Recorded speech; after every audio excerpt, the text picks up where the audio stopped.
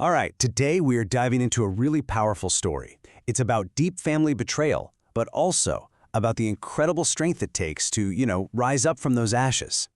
This is about what happens when you get pushed out and you decide to build something so powerful, so completely your own, that you can come back and buy the very house you were kicked out of.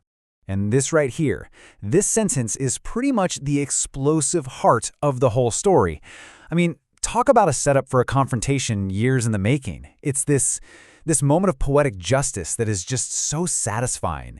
Just try to imagine it. A father's entire world completely turned upside down by the daughter he just cast aside. So let's set the scene. We start on the porch of a childhood home, and there's Sarah Miller. She's 30 years old, standing there. But this is no family visit. No, she's the new owner. And her father, he has absolutely no idea. He's actually complaining to her, this new landlord, about how much his other daughter's wedding is costing him. The irony is just wow. That wedding is the very thing that forced him to sell the house in the first place. Okay, so how in the world did we get to this incredibly tense moment on the porch? Well, to really get it, we've got to go back a bit.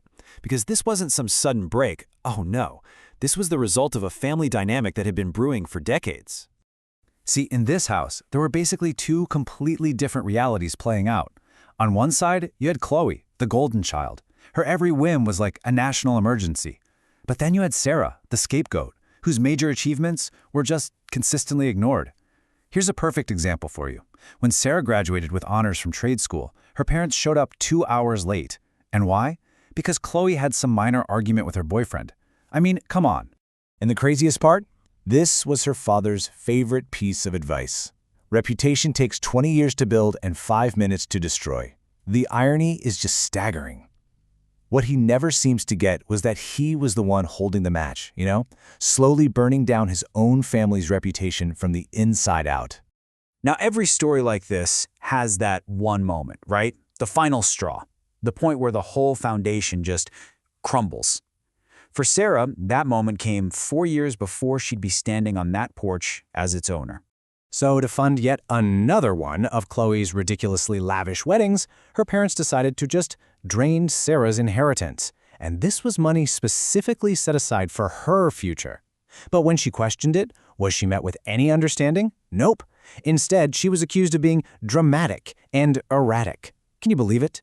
And that was it. That was the end. Her father laid down the final ultimatum, literally pointing to the door. Apparently, being a team player meant she had to silently sacrifice her own future for her sisters. And when she refused, well, she wasn't family anymore. So she walked out that night. She had one suitcase and just $500 to her name. $500.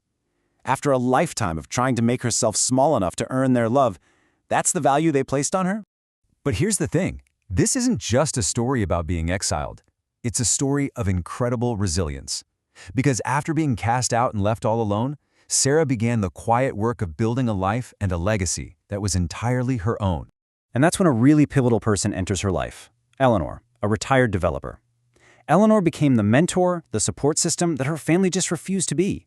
She saw Sarah's potential when her own father could only see disappointment. And she taught her maybe the most crucial lesson of all, that family isn't just about blood. It's about the people who actually show up for you. And with that support, wow, Sarah's rise was just so strategic, so methodical. She started right at the bottom, learned the business inside and out, and then quietly built her own successful construction firm. And she did it all in silence. She made sure to keep her name off any public records because she knew her family would only pop back up if they saw a dollar sign. And this all led, of course, to the anonymous purchase of the family estate. Which brings us right back to where we started, back to that porch. But now, we get it, right? We understand the full weight of this moment. We know about the years of work, the silence, the strategy, all of it leading to this one final walkthrough. You can just feel the tension in the air. Her parents are there, all smiles, completely oblivious to what's about to happen. They're telling the agent how pleased they are to be selling to someone who understands old money values, having absolutely no clue who is about to step out of that car. And then, the reveal. The moment Sarah steps into view, reality just slams into them. That carefully constructed champagne smile on her mother's face, it instantly freezes. Her father's hands start to shake.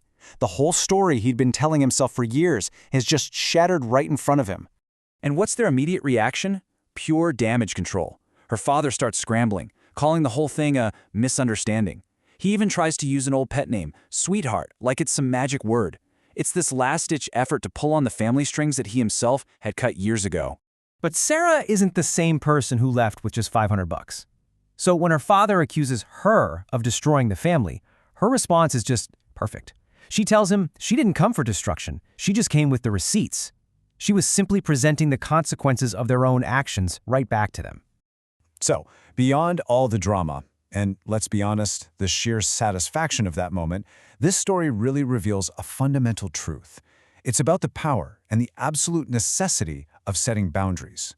Because what Sarah did, this wasn't really about revenge. It was about survival, plain and simple.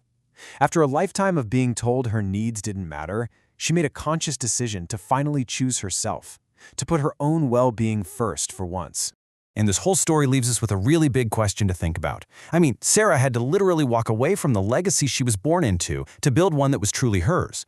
It really makes you think, doesn't it? What does it mean to define your own worth? And what does it take to build a legacy that is unapologetically, entirely yours?